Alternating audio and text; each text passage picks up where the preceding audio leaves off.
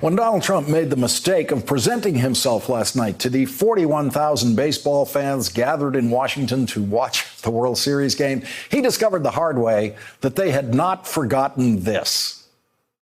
We do not need a reckless president who believes she is above the law.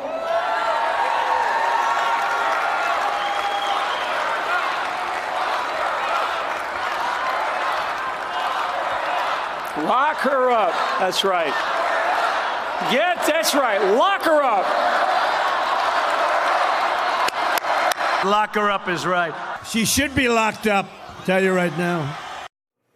When Donald Trump was introduced to the crowd at the World Series last night, not only did he get booed, but for the first time in his life, and what surely will not be the last time, he heard the chant, "Lock him up," directed at him.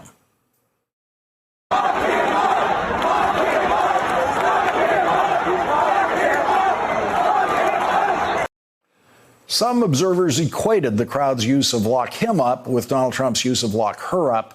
But there's a big difference. None of the people chanting "lock him up" last night are running for president. No Democratic candidate for president has ever led a chant of "lock him up." No Democratic candidate for president is ever going to lead a chant of "lock him up." No one on the Democratic convention stage is going to lead a chant of "lock him up." That's never going to happen. That was not the Democratic convention last night. That was a baseball game. Most sports fans are cheering for things that they know won't happen most of the time. Most baseball teams don't come close to getting into the playoffs, but their fans cheer them all the way to the end of their failed seasons, because sports fans are at the core unrealistic, always dreaming the impossible dream for their team.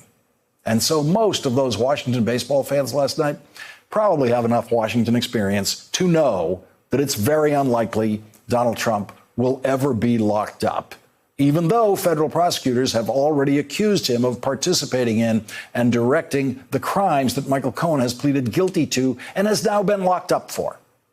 Donald Trump will surely issue himself a blanket pardon for that crime and other possible crimes when leaving the White House, and so he will probably never be locked up. But that doesn't mean that sports fans have to stop dreaming the impossible dream or giving voice to that dream if Donald Trump ever makes the mistake of showing up at a game again.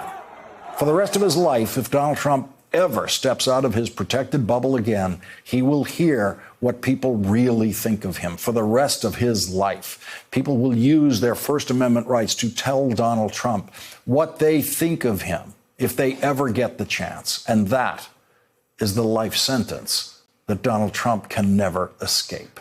Thanks for checking out our YouTube channel. Subscribe by clicking on the button below for more from The Last Word and the rest of MSNBC.